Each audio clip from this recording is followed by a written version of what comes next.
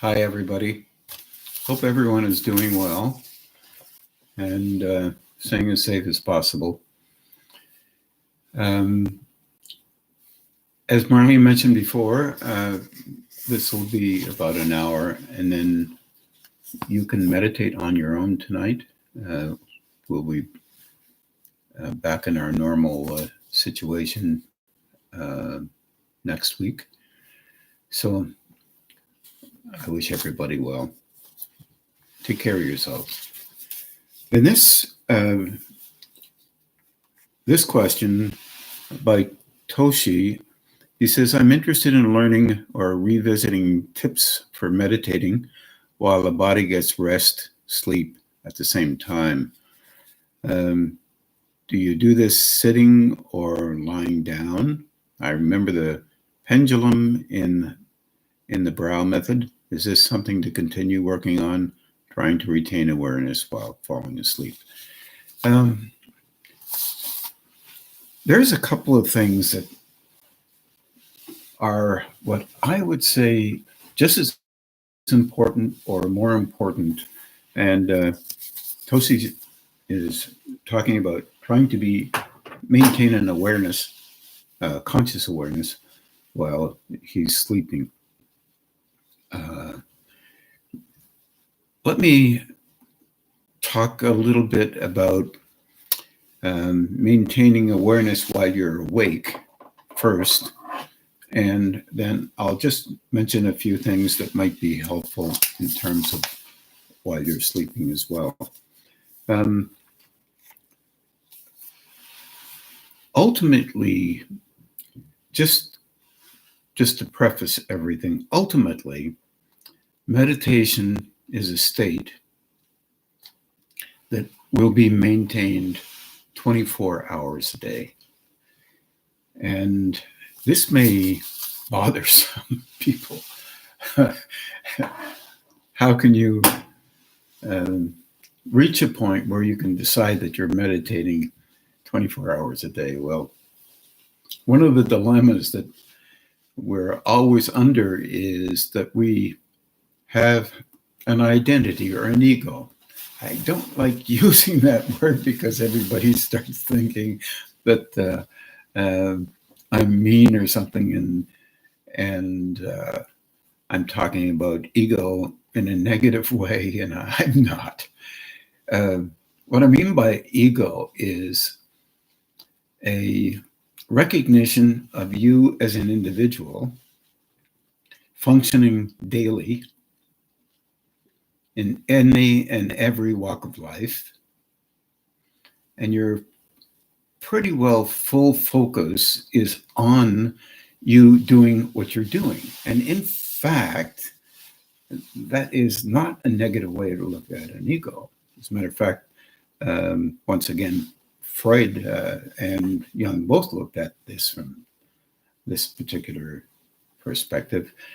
And everyone else tends to look at the personality as a form and spirituality as a recognized aspect of a personality. I don't necessarily look at it like that. And what I do look at it as is that we have a personality and we function with one, and we need to have one. Our dilemma is that there's so much confusion about identifying what meditation is and engaging with something that is either meditation or not meditation. And so another perspective is this. If you shift in your personality into an alpha state, and what does that mean? Well, into a state that is reminiscent of allowing yourself to calm down internally and not necessarily have to fidget around information that you need to do and all kinds of things that come up. But in fact, most human beings fidget And when I say that, I mean that physically or emotionally or mentally. They have ideas that are moving in their head all the time, emotions that come up based on, for example, uh, I'm not meditating in the right way, or I'm engaging in a way that shouldn't be. I should have my legs crossed in a full yogi position, half or full, or some position that is rule based in relationship to functioning well as an individual meditator who is good at meditating. And these are some of the things that happen at the crossroads of meditation, and being consciously aware of what a meditative state is and not being consciously aware. In other words, bringing our own identity into things and dispersing a rule in our direction for the purpose of reasserting our capacity as a meditator, or reasserting a concept related to meditation or a definition related to meditation. Meditation is a state. And it is a state that enables an individual to be in at least an alpha state, a state where you're not only thinking about what you have to do next and why you're meditating and what if the phone rings and what any of that. You're just trying to learn how to calm that stuff down. One of the tricks that many people have used is listening to music. And when you listen to music, you can listen to the notes of the music to keep your identified discerner, you, the ego structure, which is a form that is us. Oh, I have to eat. Oh, I have to go to the bathroom. Oh, I'm tired today. Oh, I'm this today, or whatever. Or that's not right. This is more right than that. All of that stuff is relative.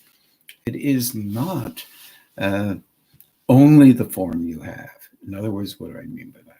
It's a good question. You are capable, I am capable, others are capable, ultimately, of engaging with anything in life and maintaining an awareness to some degree of an internal state. Now, I said internal state. This could be akin to the alpha state, but an internal state that is basically, from my perspective, a relative perception of energy in you or around you. And this is very valuable. And that's one of the reasons why I ask people to be aware above their heads and behind them. To focus in, before you meditate, in front of your chest and behind, and draw your attention upward so that you're basically touching behind the neck about a foot, behind the head about a foot, and about 8 inches, 6 to 8 inches above your head as a method. Becoming aware roughly about the hairline, reaching out in front of your brow, and being aware roughly between here and in front of your brow. Now you can do it between the eyebrows. You can do it just a little bit. You can see where that little spot is. I often do it there, but I often do it up here as well. Blah, blah, blah, blah. What's the purpose in doing that? Purpose in doing that is to allow yourself to be consciously aware of a space external from the physical form. Let me say that as you get practiced at it, you become aware of a state of space beyond the body. you can focus on that space beyond the body as if you're just doing something as natural as picking a pen up, picking my glasses up.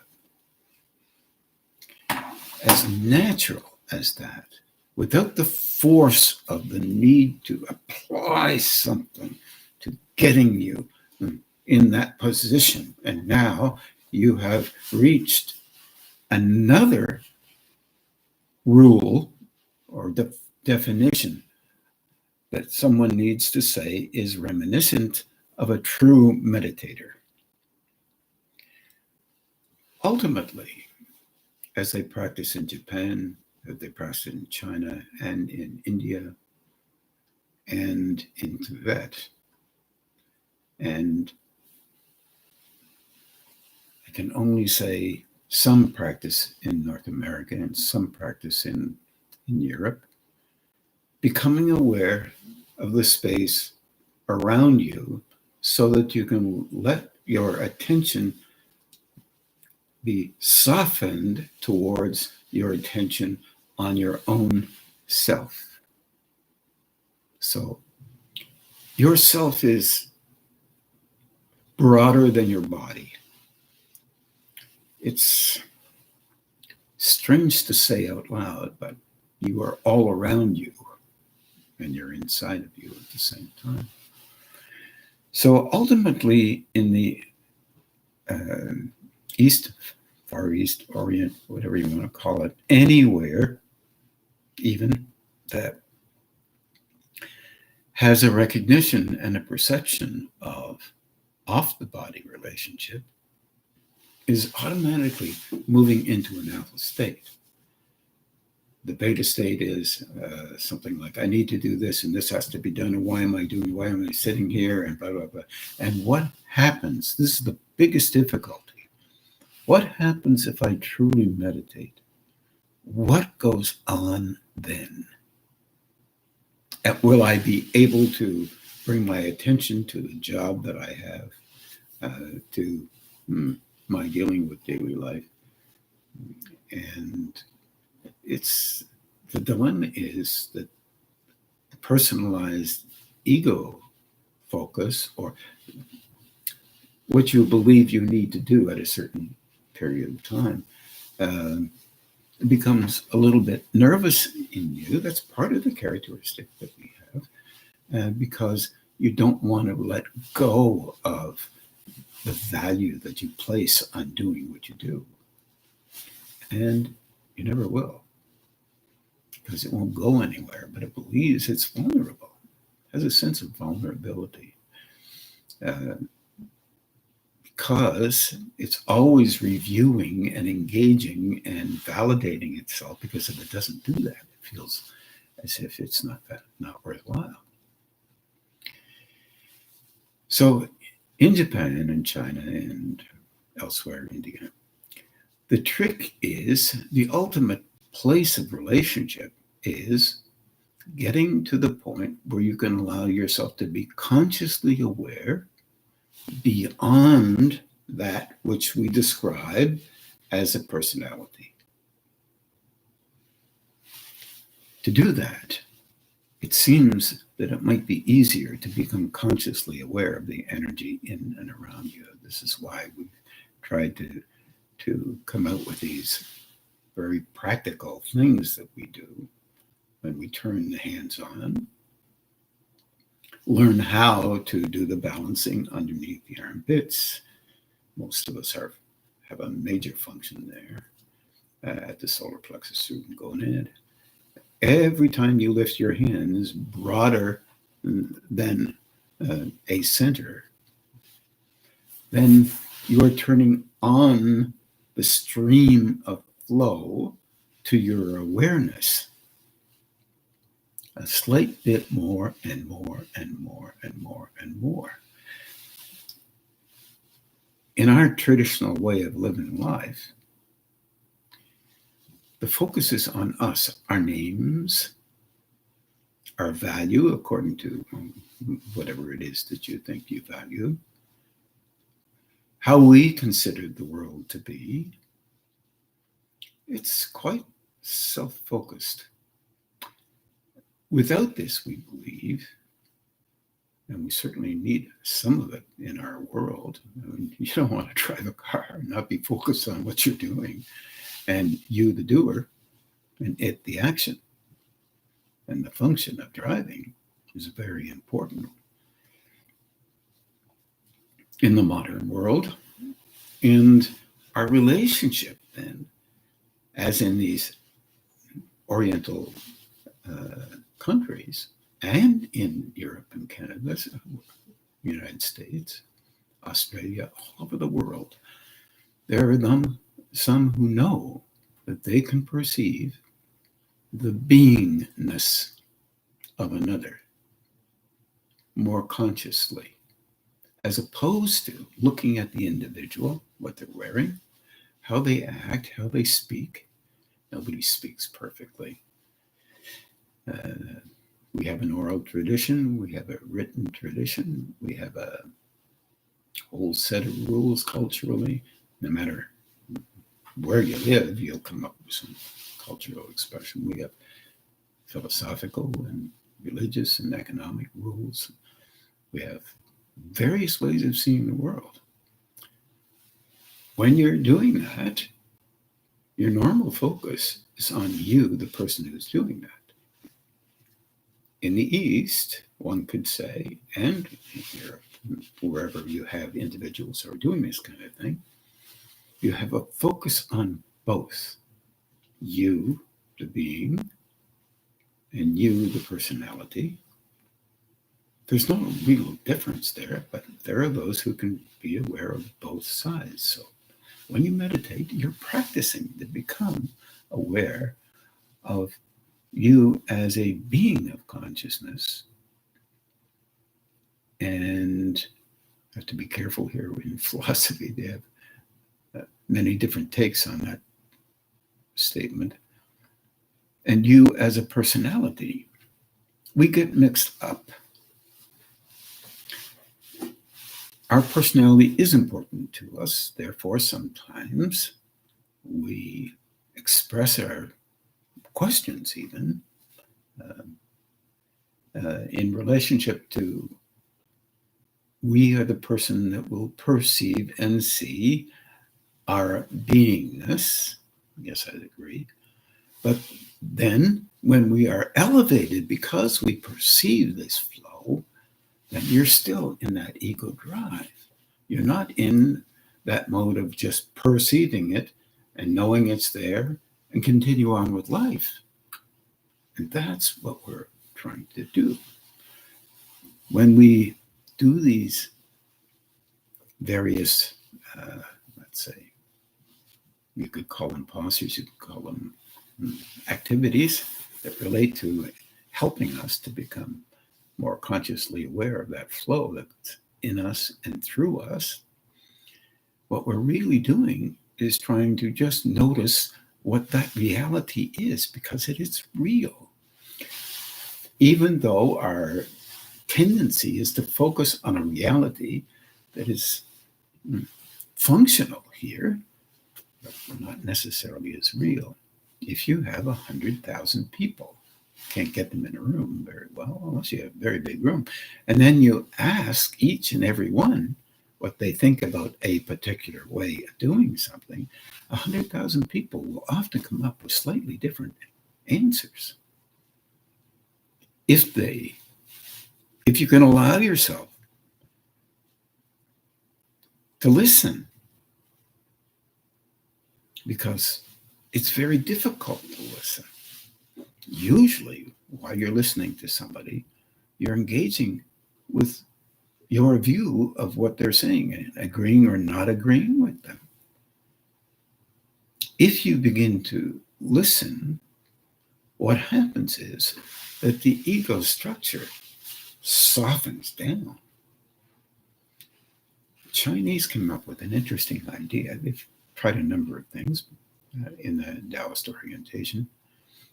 They start listening with their ears and focusing on what a person is saying, and only listening to what he or she might be saying, so that they are trying to engage in silence in their mind.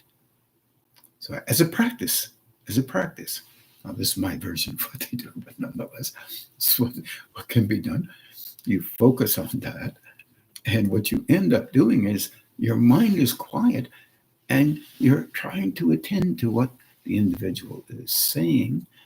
And then you might say, oh, interesting. Not quite the way I've seen it. How do they fit? How can I understand what they're trying to say and see if it's part of a bigger picture? And mine is also part of a bigger picture, perhaps. And then trying to understand how they fit, as opposed to going to the letter of the word and saying, well, this is the right way to say it, and that's the wrong way to say it. These kinds of things are definitely ego-driven, meaning, in other words, you get great pride in saying something like that. You devalue, and because you uplift up your own engagement with how you function. This is a need. Not very, maybe you could call it virtuous with respect to the individual protecting themselves. That would be okay. That would be true, I guess. But in fact, listening to how things function is different than assessing before you have enough information relative to how things fit, as opposed to how things don't fit. There are two trees in that one. You can gain access to both. Doesn't fit here, but my God, does it ever fit here? Well, that's interesting. That runs out my outlook on things. Anyway, so one of the methods is by listening and paying attention, looking at you can even look at their lips. Anything to detract your personality from looking for the self-validation that it needs is very valuable.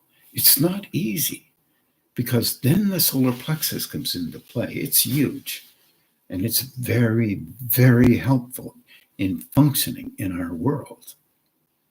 And as a matter of fact, in our world, most of us get a lot of thrust from that solar plexus, because we are constantly protecting our relationship with us. Most of the time, I was going to say half of the time, we don't even know we're doing it. And it's legitimate. It's okay if you don't know you're doing it. But the trick is, if you were watching and listening in a different way, you would notice inside, when you're responding, that you are responding to a bias relative to you with respect to what someone else is saying. Nobody likes to listen to other people. That's not entirely true. It's fascinating. Other people have so much to say. And you get an idea of how you function when you're listening to other people. Because if you're meditative at least a little bit while you're listening, you will perceive the engagement that you have with the words they're using, with the meaning of the words they're using, how they're using them descriptively. And you can do that with me. I'm still learning how to teach. I've been doing this for 40 some odd years, and my gosh, it's very hard to find a perfect way to say some things. And I think that's ongoing. Some other things that I was wondering about, Toshi meant, he was talking about, what was it here? I better put my glasses on. I can make it out, but just about. the pendulum in the brow method. That was a little trick to try and get you to be not only aware, but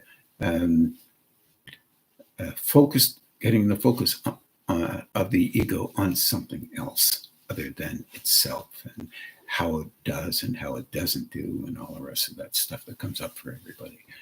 And it was just like taking a little pith ball and letting it flow, coming almost just from above, and it moves out this way and moves back that way, and out this way and moves back that way. And in fact, you're learning once again how to focus on something other than your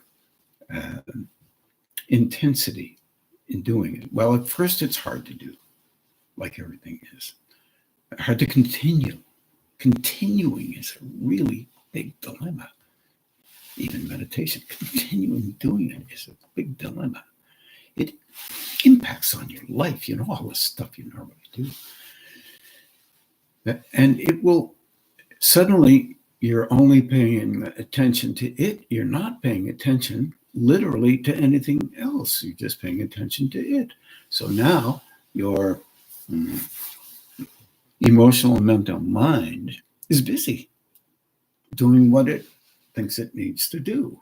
So in doing that, then if you could just be aware slightly while you're still doing it above your head and behind you, then you'd start to notice energy moving in you just a bit. Go slow.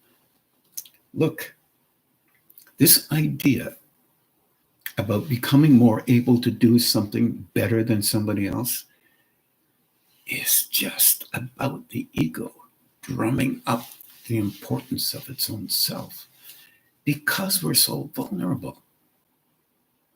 Again, vulnerability. But that ego is a sense of self. Let me say it different. A sense of self is not always well placed, but a sense of self is always there. In spiritual quarters, sometimes some of them will say, I no longer think of myself ever.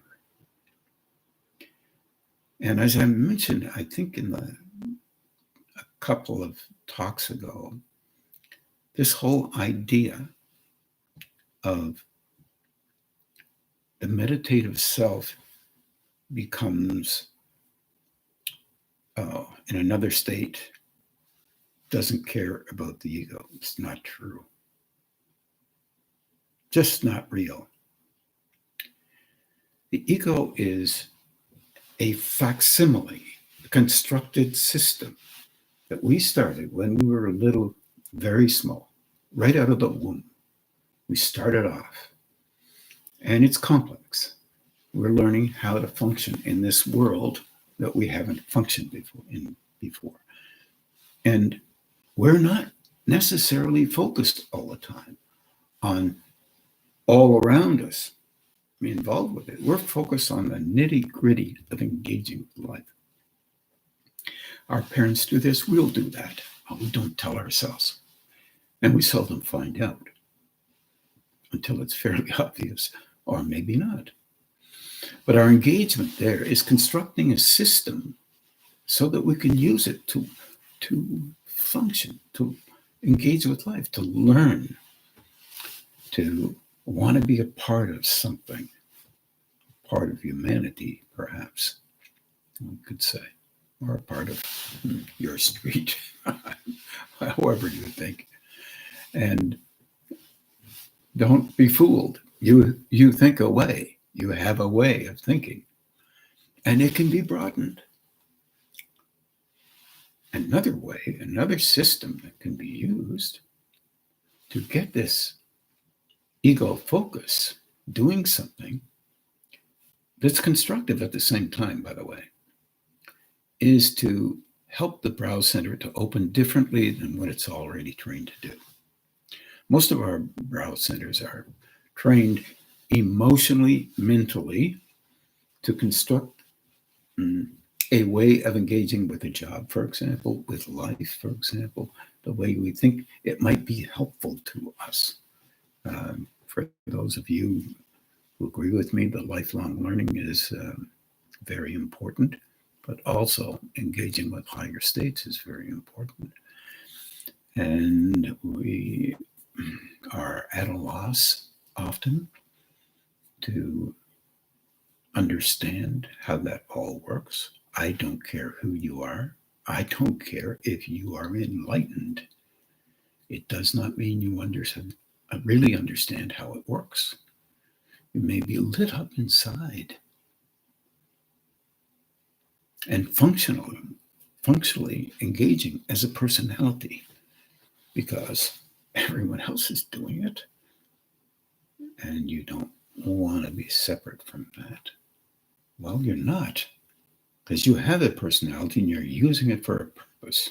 And that purpose is usually involved with engaging in life as a person, a being of consciousness, relative to all those similar around you. So you're in a graded scale in those higher states. The graded scale doesn't matter. If you are able to do something where you are, then do it. If you're not, don't say you are. If you think you are and you can't, eventually you'll know that both of them are possible, not only one. Living life is for us here. So here's the other one I was going to tell you.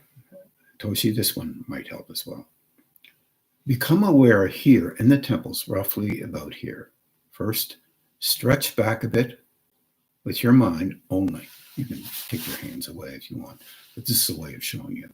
Stretch back a bit and bring your attention out to about here and touch. Out to about here, which is about 8 to 10 inches.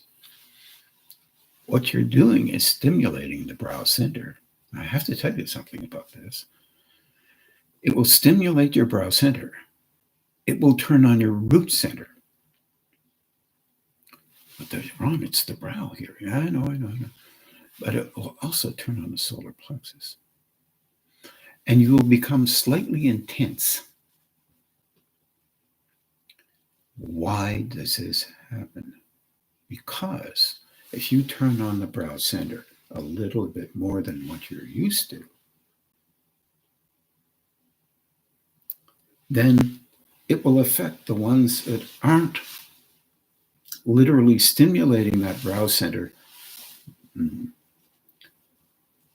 as much as the brow center needs to be stimulated. Therefore, the lower ones start moving, functioning slightly different because more energy is operating in them to balance or compensate for an increase in that flow. Another way to say that would be the brow opens, sends energy down, and tries to open the throat a little bit more almost immediately. The upper part of the chest, sometimes the lower, the solar plexus, if it opens, it will open the lower part of the chest a little bit more, heart center. And the root and gonad centers will come on as well.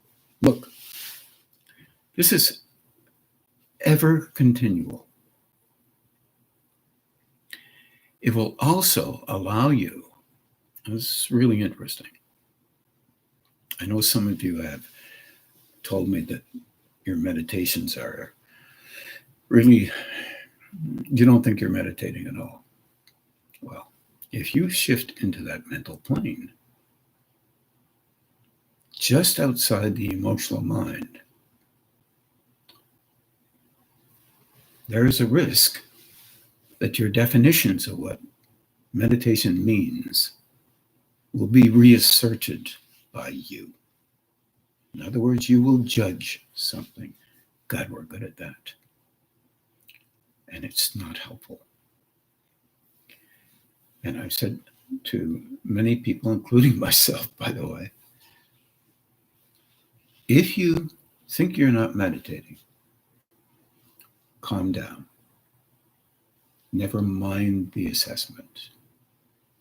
Let go, sit back, and be in that space, because there's a cultivation of a mental plane. I think this is what Toshi is trying to get at, where you can be lying in your bed, you can be engaged with life at two different places here, two different kinds of meditation. Walking literally down the street, being aware all around you. The brow comes on, and you're engaging, and your focus automatically is on the environment and how you're functioning.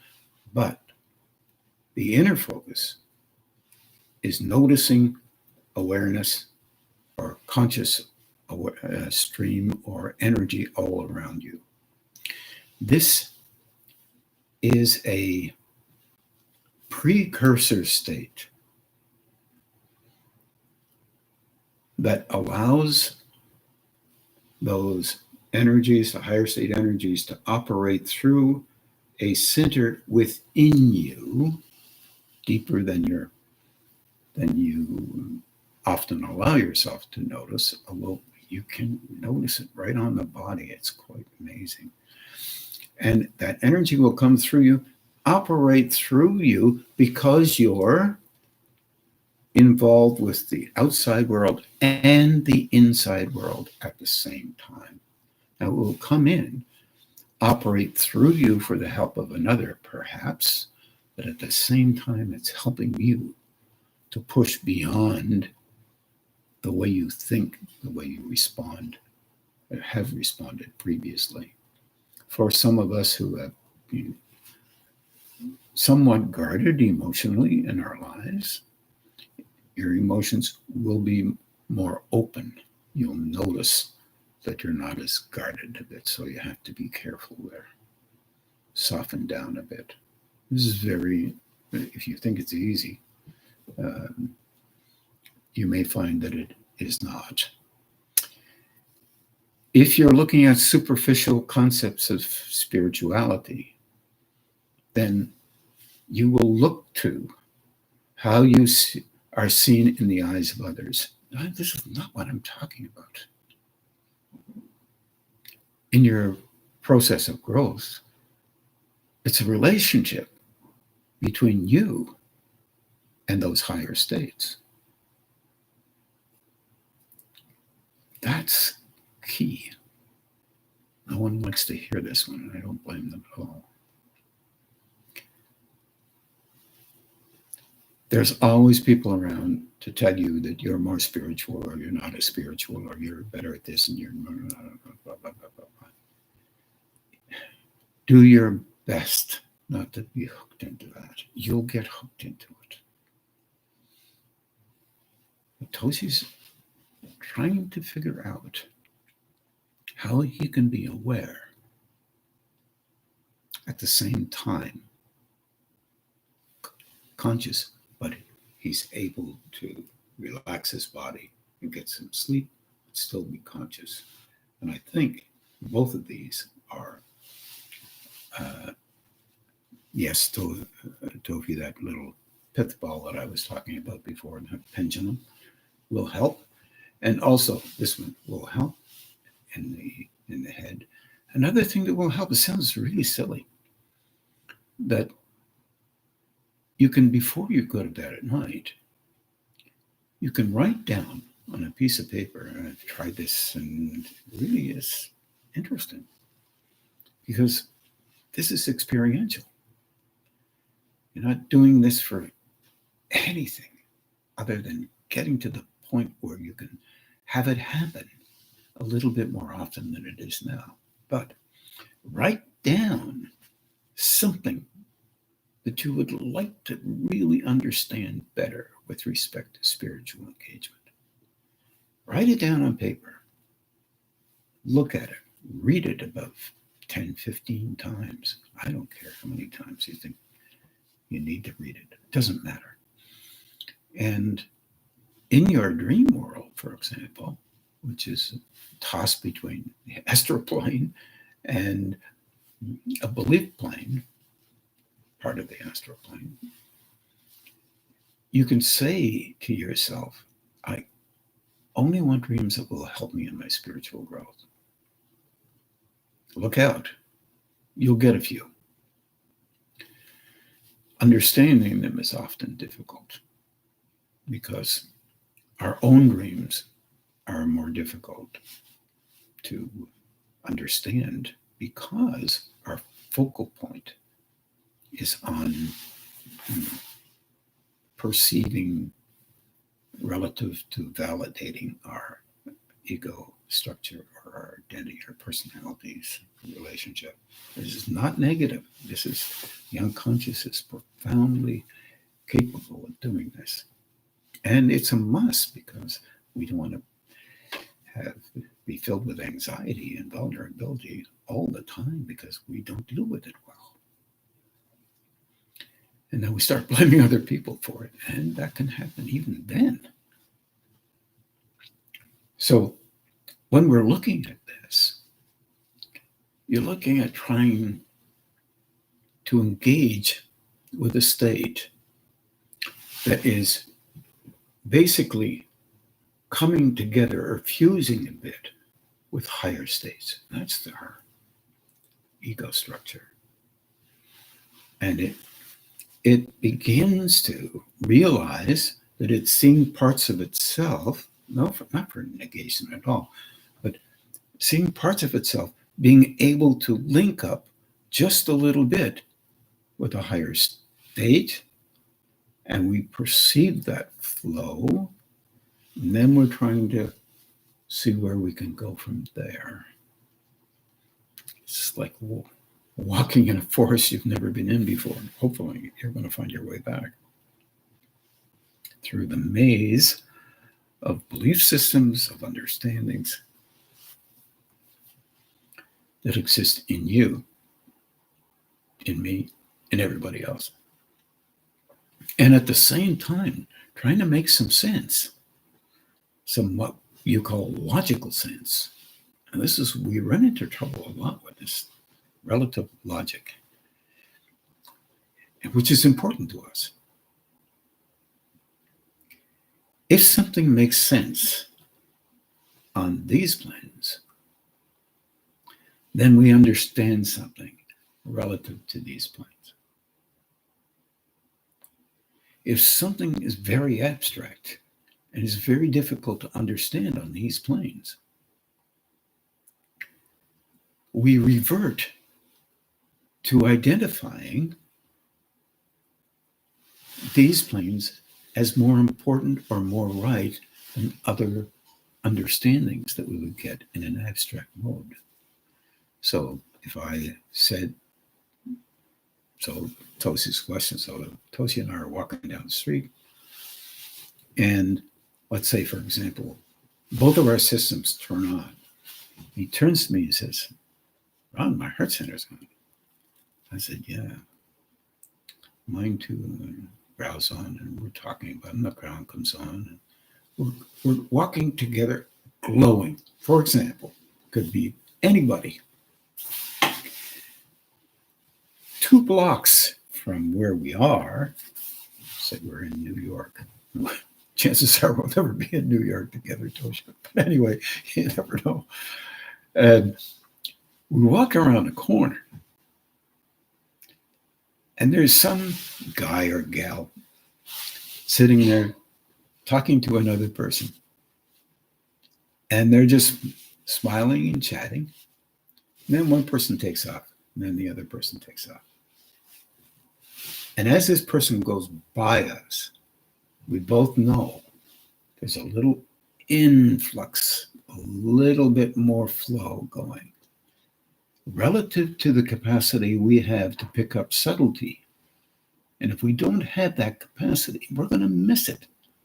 We're just going to be on our way, walking past this person. We're not going to notice that she or he has been having their heart center on their brow, their crown, whatever it is. If we say, It's really important. We're really important because we have our brow, our throat, whatever on it. Hey, aren't we? We won't notice this person when we are 2 blocks closer to them.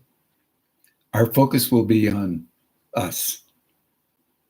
So if we both have learned to be aware slightly off of us with a focus on the need to just perceive ever so slightly, whatever it may be, and that flow in us under those circumstances, we'll be watching the flow. We won't be watching how important we are because we have a knowledge or a perception of it. What would happen there that individual would bump us up because they were engaging with that other person, and that bump up may allow us to attempt to stay away from discussing the importance of 2 individuals. And we become quieter in the mental sphere, emotionally.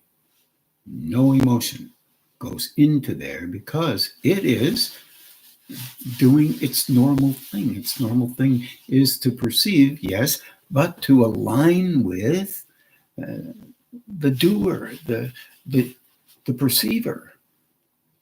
And we're trying to move it in so an aspect of the mental sphere will connect with the emotional sphere, will connect with the physical form. And then we're not focused on the natural tendency of a personality to be evaluating necessarily because it's vulnerable in many of its states, but it will be there trying to engage with and perceive what is going on in the sphere around and in itself relative to a higher state or another state. This seems like a long-winded way to answer his question, but I'm trying to answer 2 questions here. There's another question as well. It's a dilemma, but I remember watching a monk walking in a garden, Japanese garden, and paying no attention to anything, just taking slow steps. And I realized what he was doing. He was not paying attention to meditating. He was meditating. He was not paying attention to meditating. Personality was out of sync with evaluation, the right way to walk, the right way to engage. He was just there, engaging and knowing and noticing the perception in and around him, but still automatically his system knew how to walk. He was continuing the walking, and he was aware of that. But he was aware of the fact that he was paying attention to another state. His eyes were open. He was in a different state. And this is a state of meditation.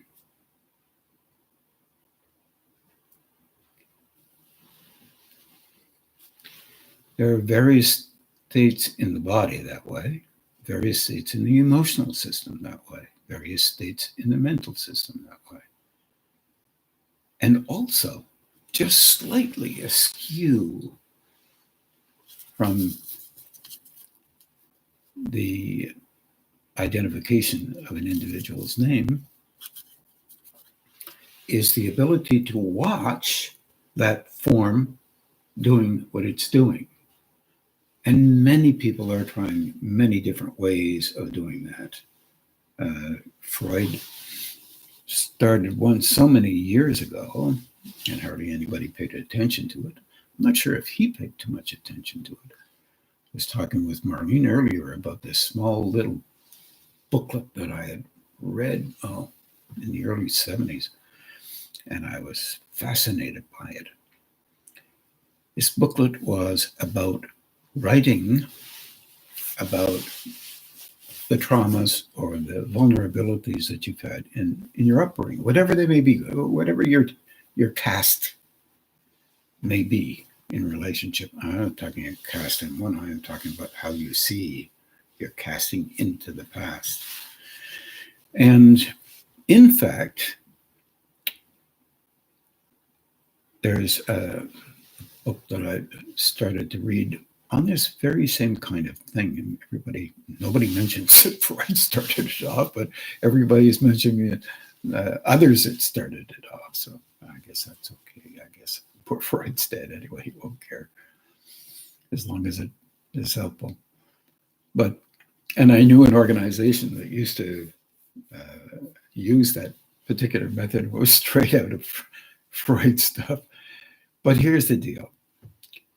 You have to inquire of yourself and understand what you're doing and realize that you're an okay person doing this, just writing about things that bother you, how they bother you, why they bother you, and trying to understand that these things are part of billions of people's lives and how difficult it is for them to handle that, whatever that is. I'm talking about things that happen as you grow up, things that happen in your life. This helps as well if you can take a look and be curious about how you think about something. You almost have the sensation of watching it occur in a little scalloped manner where you cut out a whole section and you look at it and you realize it's three-dimensional. It's not just this moment in a flash. It's three-dimensional. It's very physical, very emotional, and very mind-bending. And you have to ask this silly question. Am I looking at this from the past, or am I looking at it from the present? And how can I bring those two together? That was right out of one page in this particular booklet that I'm reading. Anyway, but it's an old system, and Freud would say the same thing, and had said the same thing, of course, in German.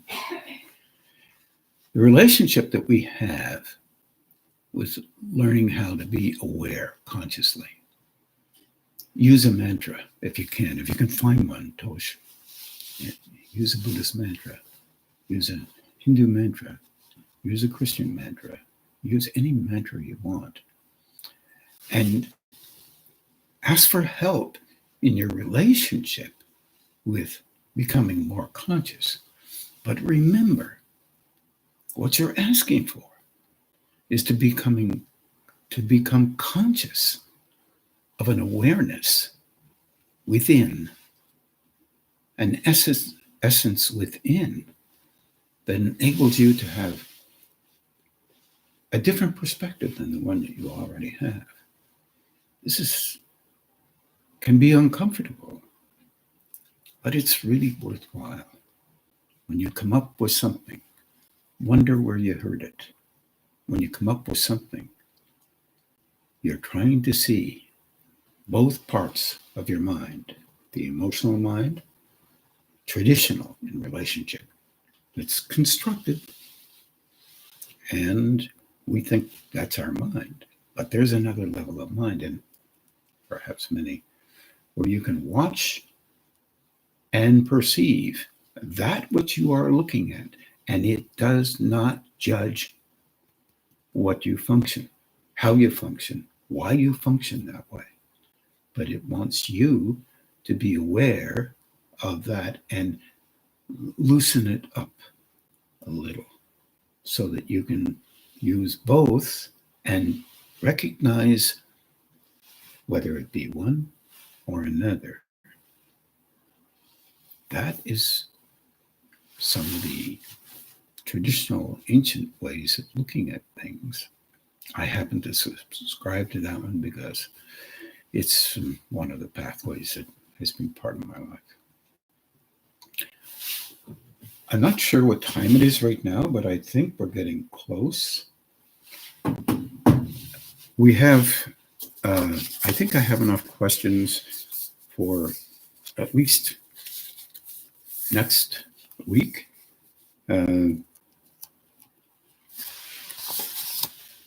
Just before we leave this particular question, whatever position that you decide you would like to try in terms of meditation, try them all. I used to get people to lie on their backs many, many years ago, and then lie on their right-hand side in the middle of the day. And you should have heard the groans. I'll never meditate this way. Well, I'm meditating in the middle of the day. This is the craziest thing I ever did in my life. And with about 5 minutes, they were out cold. They were out cold because the state within them had shifted a bit. And they were not used to maintaining an awareness. And this is what Tosi's trying to bring to bear, I think. I could be wrong. So that you can have different levels of engagement with energy and still maintain an awareness. Don't be put out because you can't do that well. This growth occurs in small increments, and every single small increment is important. No increment of growth is not important. Try and think differently about some of the ideas that we've listened to from time to time. And don't give up on yourself. It's very valuable. But remember, this is developmental. There's no goal orientation here. It sounds like it, but it's not quite. Setting up a goal and reaching it. And as you continue and grow in those increments of growth, worlds open up broader, and you have to find a balance in them for your own personality's orientation and how you see the world as well. Definitions and orientations shift and change all the time. But remember, any level of growth within you could be helpful to others. That's the key. I wish you all, I can't tell you so much. I wish you well. And I hope everyone is healthy and stays that way. Good night. And we're just going to meditate on our own. So you go ahead and meditate on your own as well. Take care now.